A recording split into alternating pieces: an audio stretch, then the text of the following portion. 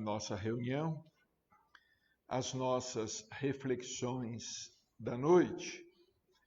Nós vamos ver hoje, de O Livro dos Espíritos, aqui na parte 3ª, capítulo 8º, da Lei do Progresso, influência do Espiritismo no progresso. A questão 798, 798. Allan Kardec indagou: o Espiritismo se tornará crença comum ou ficará sendo partilhado como crença apenas por algumas pessoas?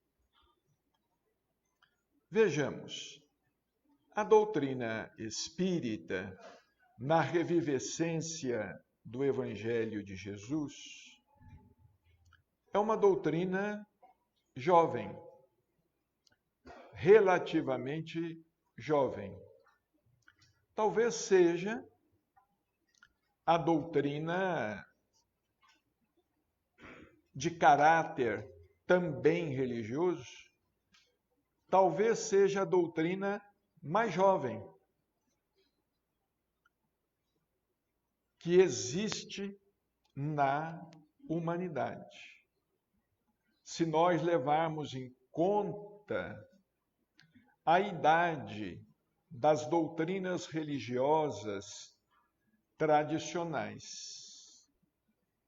Se nós pensarmos, por exemplo, no brahmanismo, no hinduísmo, no masdeísmo, no budismo, no catolicismo, no islamismo, são religiões seculares. Algumas delas antes mesmo do Cristo. O judaísmo são religiões seculares que estão no mundo há séculos. O Espiritismo é do século XIX, meados do século XIX. Surgiu com o lançamento de O Livro dos Espíritos, 18 de abril de 1857. É uma doutrina com pouco mais de século e meio de existência. E, evidentemente, é uma doutrina que, através de seus postulados, contraria muitos interesses ou interesses. O Espiritismo, sem dúvida, contraria os interesses das religiões tradicionais, de muitas delas dogmáticas, extremistas, fundamentalistas. O Espiritismo surge como uma proposta nova, uma doutrina de tríplice aspecto. Aliás, de todas as doutrinas existentes, o Espiritismo é a única doutrina de tríplice aspecto. É ciência, é filosofia e religião. E desde o seu surgimento, o Espiritismo vem sendo muito combatido. Quando as primeiras obras surgiram, talvez nem tanto. Mas quando o pensamento espírita começou a incomodar e a fazer adeptos através da fé raciocinada, as perseguições começaram. Interessante notar, interessante destacar que o Espiritismo, em seus primórdios, ele não enfrentou somente a resistência das religiões já existentes, principalmente a época do catolicismo, principalmente a época da Igreja Católica.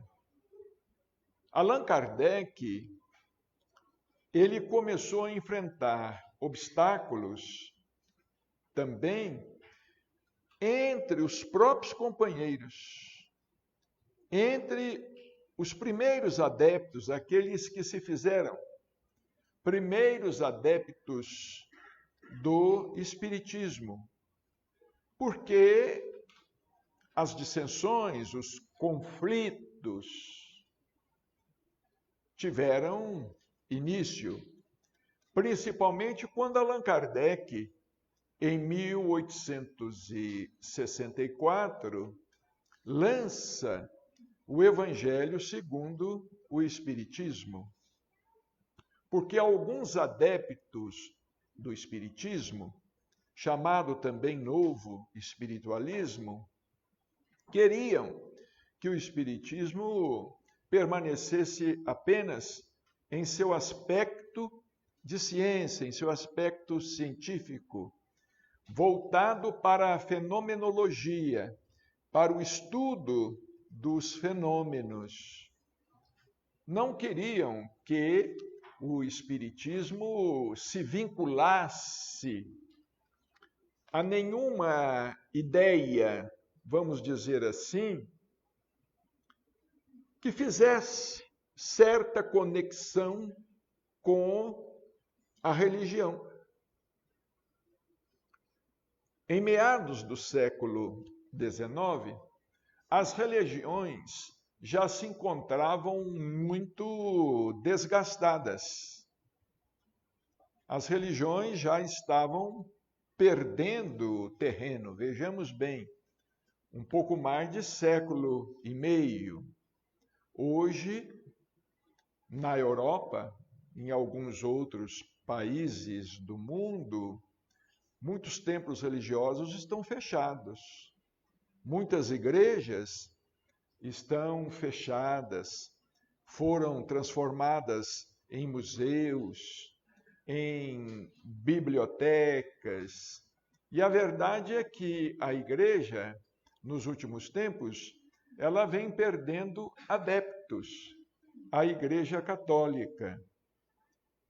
Mas Allan Kardec, quando publicou em 1864 o Evangelho segundo o Espiritismo, ele mostrou que o Espiritismo era uma doutrina cristã, uma doutrina vinculada ao Cristo, que o Espiritismo era o Consolador prometido,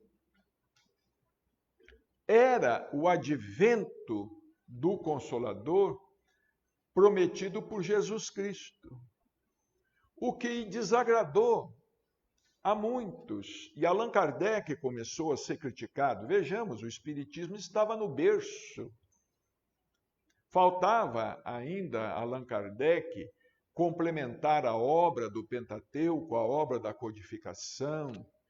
Faltava ainda a Allan Kardec publicar o livro Céu e o Inferno, publicar o livro A Gênese, praticamente um ano antes de seu desenlace. A Gênese foi publicada em 1868. Allan Kardec desencarnou no dia 31 de março de 1869. Ele já estava com a saúde bastante comprometida.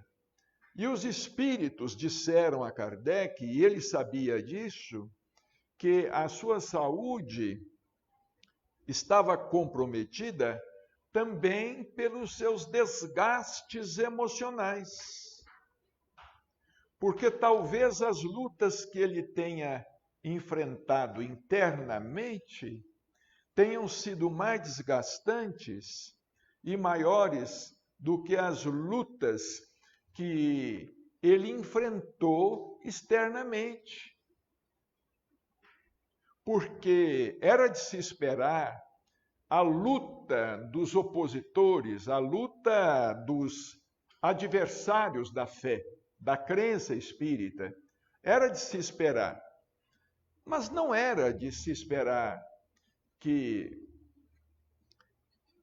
em seus próprios domínios, determinadas cisões começassem. E não foi fácil para Allan Kardec sustentar toda aquela luta, como não seria fácil posteriormente para a viúva de Allan Kardec, Amélie Boudet. Não seria fácil para ela, como não foi, continuar sustentando aquela luta. Como também não foi fácil que aquela luta fosse sustentada pelos adeptos mais fiéis, mais leais a Allan Kardec como codificador. Muitos almejavam ocupar o lugar de Allan Kardec.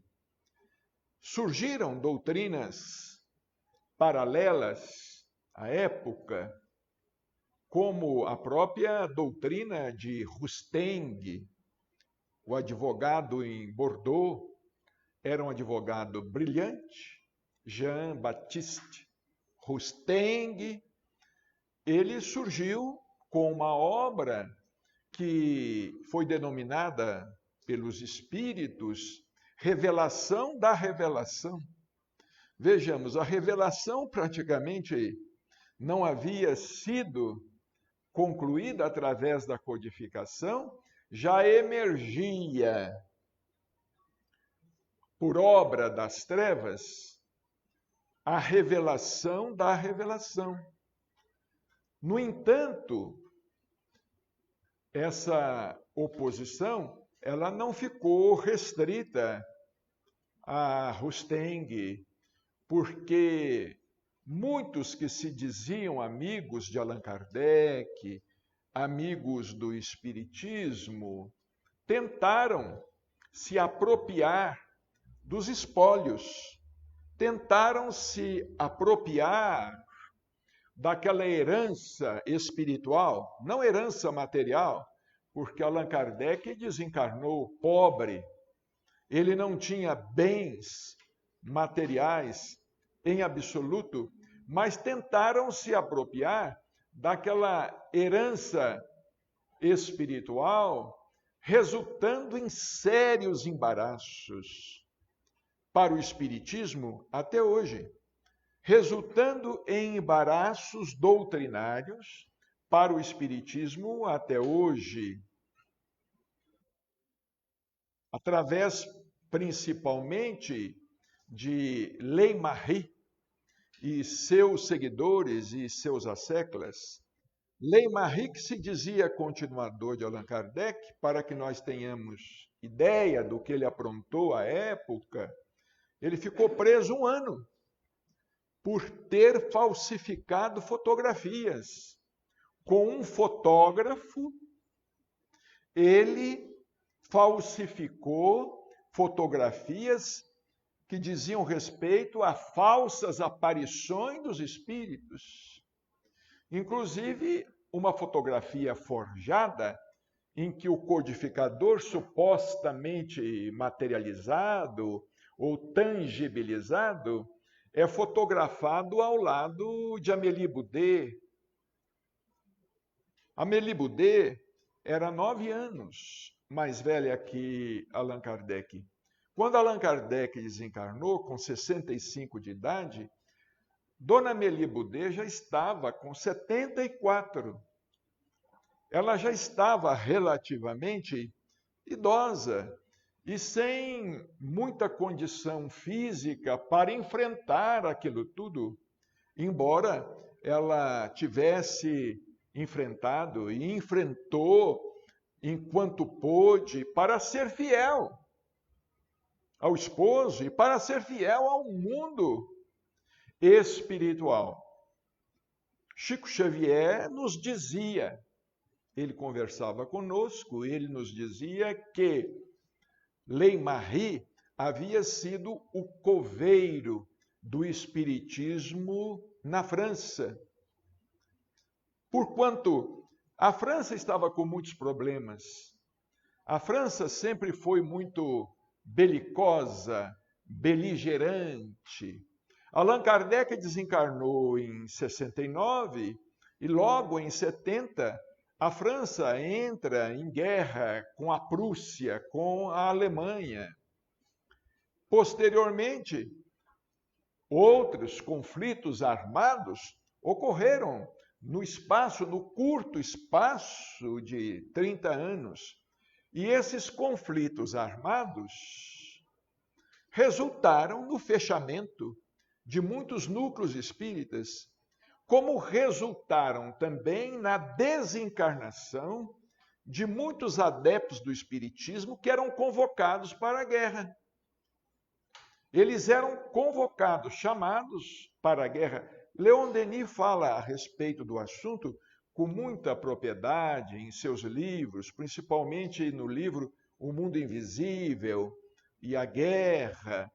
Ele fala a respeito desses envolvimentos da França em muitos conflitos armados, conflitos que depois se desdobraram na Primeira Grande Guerra Mundial, 1914 a 1918, e posteriormente na Segunda Guerra Mundial, em 1939 a 1945, a França foi invadida, Paris praticamente destruída por bombardeios, e segundo Chico Xavier e outros historiadores, o Dr. Canuto de Abreu, que já desencarnou, segundo informações que Chico Xavier nos transmitia, as forças alemãs que invadiram Paris levaram embora para a Alemanha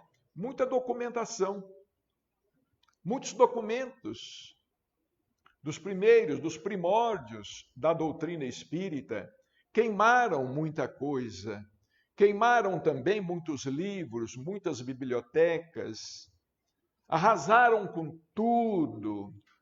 Há, inclusive, Chico dizia isto,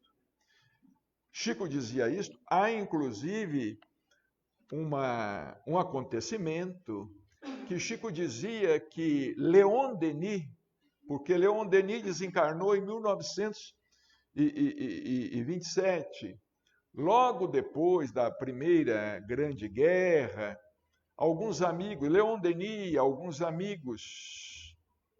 de Leon Denis, pressentindo que uma outra guerra, uma outra conflagração aconteceria, eles teriam enterrado na França, não se sabe exatamente onde, não se sabe se em Paris, não se sabe se em Lyon, não se sabe onde, teria enterrado numa arca documentos alusivos ao Espiritismo, documentos importantes, teriam sido enterrados para serem preservados. Acontece que esses documentos ainda não foram encontrados, porque houve uma grande destruição, incêndios, etc. As cidades foram reconstruídas, não é? Paris se transformou na cidade das luzes, e também Lyon e diversas outras localidades. Então não se sabe, não se encontrou, essa documentação não foi encontrada. Mas vejamos bem que o Espiritismo, recém-nascido na Europa, ele já começou a enfrentar a oposição das trevas. Porque nós falamos nos espíritos das trevas, mas os espíritos das trevas, para agirem, eles necessitam do concurso de espíritos das trevas encarnados. Para que eles possam agir, eles precisam do concurso de espíritos parceiros, aliados, muitas vezes hipnotizados, sugestionados, dominados, possuídos muitas vezes, eles necessitam desse concurso.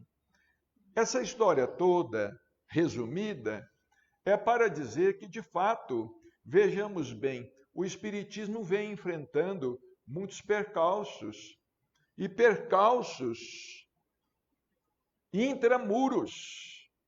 Esses percalços intramuros, eles nunca deixaram de existir.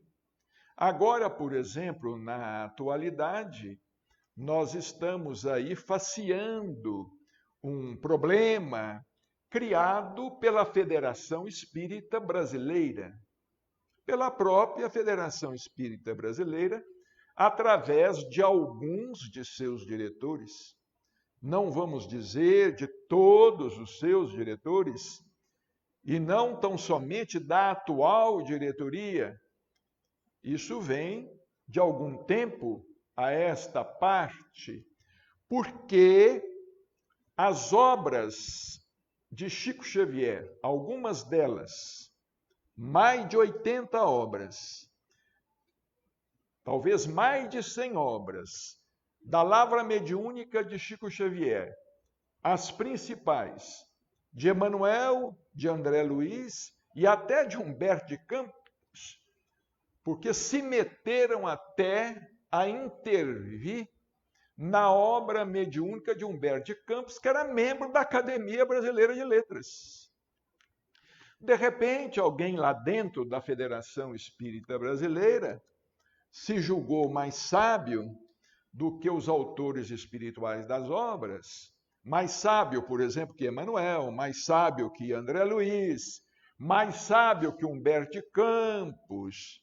Humberto de Campos é o celebrado autor do livro Boa Nova, uma obra extraordinária. É o Evangelho, a Boa Nova. E algumas obras de Chico Xavier, editadas pela Federação Espírita Brasileira, vêm sofrendo adulterações. Vêm sofrendo adulterações de supostos revisores, chegando ao cúmulo, por exemplo, de substituírem as citações, os versículos escolhidos por Emmanuel, na tradução de João Ferreira de Almeida, um português, para que nós tenhamos ideia. João Ferreira de Almeida é considerado uma autoridade na língua. Ele é que primeiro traduziu a Bíblia para a língua portuguesa. João Ferreira de Almeida, um catedrático, um poliglota, um homem muito culto. E Emmanuel, para escrever as suas obras, principalmente aquelas que comentam capítulos e versículos do Novo Testamento, Emmanuel escolheu a tradução de João Ferreira de Almeida. Pois bem, a Federação Espírita Brasileira agora eliminou a tradução de João Ferreira de Almeida e colocou a tradução de um neófito espírita, com todo respeito a ele, embora ele seja juiz de direito, mas acreditamos sem autoridade alguma, tanto no campo literário, quanto em qualquer outro campo, para substituir uma tradução escolhida por Emmanuel. Porque as mensagens de Emmanuel, as páginas de Emmanuel, por exemplo, escritas no livro Caminho, Verdade e Vida, Pão Nosso, Vinha de Luz, Fonte Viva, Palavras de Vida Eterna e tantos outros livros, os comentários de Emmanuel, eles se baseavam nesses versículos tradicionais da tradução de João Ferreira de Almeida. Agora retiraram esses versículos e colocaram os mesmos versículos, mas com uma outra tradução, em que muitas palavras são modificadas. Muitas palavras são modificadas. Há um conflito entre as duas traduções, comprometendo muitas vezes o entendimento da página que Manuel grafou, da página que Manuel escreveu. Agora, o pior não é isto. O pior é que a Federação Espírita Brasileira, considerada a casa máter do espiritismo no Brasil, reúne todas as federações estaduais. Federação Espírita do Estado tal, do Estado A, do Estado B, do Estado C, formando assim o chamado Conselho Federativo Nacional. E até o presente momento, nós não presenciamos nenhuma federação estadual ou nenhuma união estadual se levantar contra esse crime que está sendo perpetrado contra a obra mediúnica de Chico Xavier, contra a memória de Chico Xavier e contra a sabedoria de Emmanuel. Porque realmente muitos erros são gritantes, verbos que foram substituídos, tempos de verbo substituídos, palavras substituídas. Alguns companheiros da família espírita brasileira vêm realizando um estudo a respeito, um estudo minucioso a respeito. Então vejamos como o espiritismo enfrenta muitas dificuldades. Nós não estamos na atualidade enfrentando dificuldades apenas porque sejamos perseguidos por outras religiões. Esse tempo parece já ter passado, ou parece já estar passando, porque na atualidade nós espíritas até convivemos muito bem com os nossos irmãos católicos. Não há uma boa convivência dos evangélicos conosco. Dias atrás, nós estávamos procurando alguém para trabalhar e fomos conversar com uma moça, ela é evangélica, perguntando a ela se ela conhecia alguém disponível. Ela nos perguntou assim: evangélica serve? Aí eu disse: por que não? Por que uma evangélica não serviria? Por que uma evangélica ou um evangélico não serviria? Eles nos consideram endemoniados, mas nós os consideramos como nossos irmãos. Muitos deles equivocados pelos interesses pessoais de pastores e de líderes de igrejas que estão surgindo neste chamado novo pentecostalismo, que visam apenas dinheiro e exploração do povo através de seus dízimos, embora nós, particularmente, não acreditemos que o enriquecimento desses vários pastores se dê apenas através de dízimos, porque não são milhões, são bilhões. Nós aqui na Casa Espírita, nós temos às vezes dificuldade para pagar a energia elétrica. Nós, às vezes, temos dificuldade para fazer uma campanha aqui em favor do Lar Espírita Pedro e Paulo, que está precisando de detergente, está precisando de água sanitária, sabão em pó, gêneros de primeira necessidade no campo da limpeza, da higiene. Então, o Espiritismo se tornará uma crença comum? Certamente que se tornará crença geral e marcará nova era da humanidade. Mais adiante, os Espíritos dizem assim: terá, no entanto, que sustentar grandes lutas, mais contra o interesse do que contra a convicção.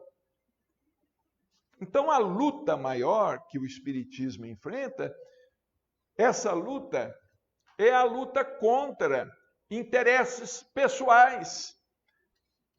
E, por incrível que pareça, dentro do movimento espírita, tem muita gente com interesse pessoal.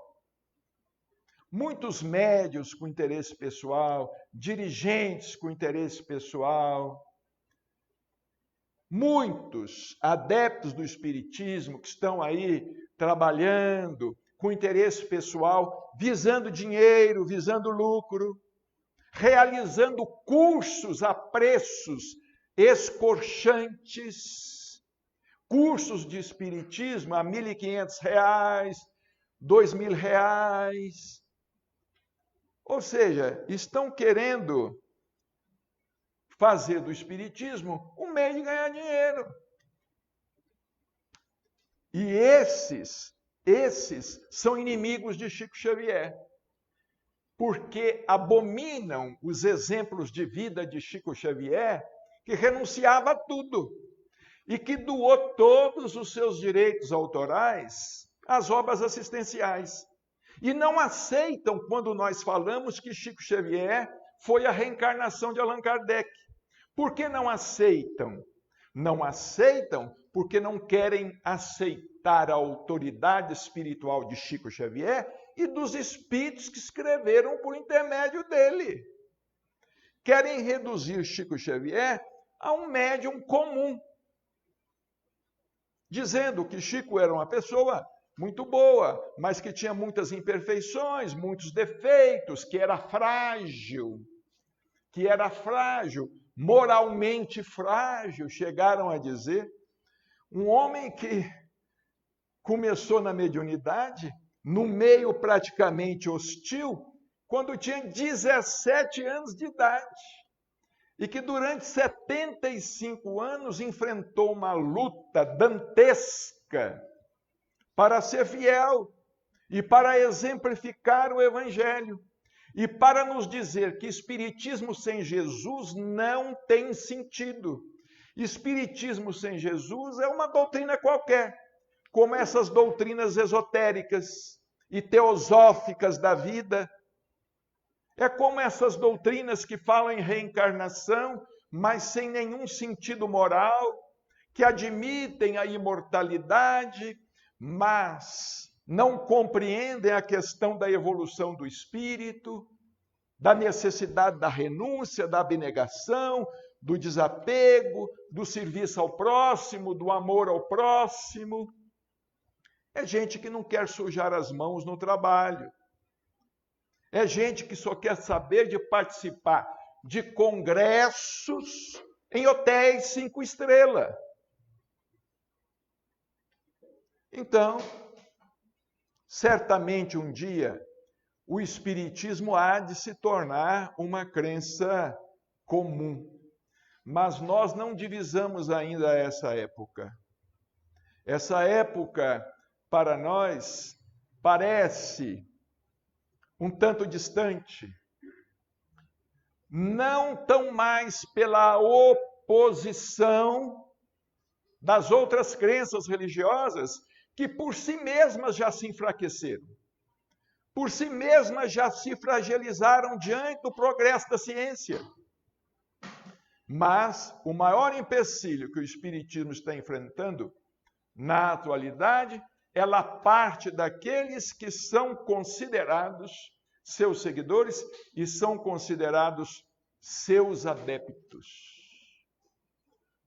E é por isso que nós, espíritas, que amamos a causa espírita, porque nós não podemos ser adeptos do espiritismo apenas para auferir de suas benesses, precisamos levantar a voz e defender a causa espírita como ela nos foi entregue pelos espíritos superiores a Allan Kardec e através do trabalho que Chico Xavier continuou de uma forma magistral e sem precedentes na história da humanidade.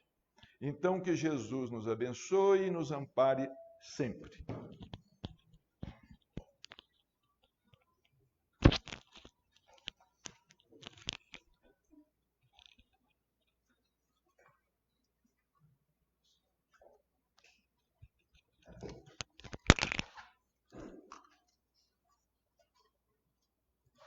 Então, para encerrar, nós vamos pedir ao Rogério fazer a prece.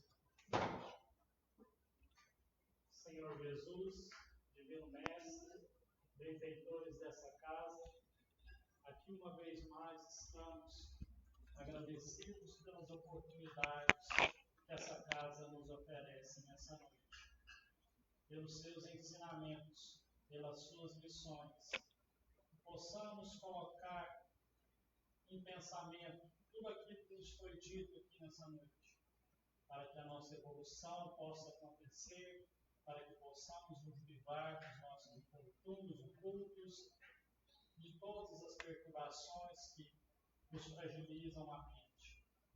Possamos sair daqui levando conosco todas as bênçãos que essa casa nos oferece, através do passe consolador, da água purificada, dos ensinamentos do Evangelho, e que possamos levar para os nossos lares, para os nossos familiares, no nosso dia a dia, no nosso trabalho e aonde quer que nós estejamos.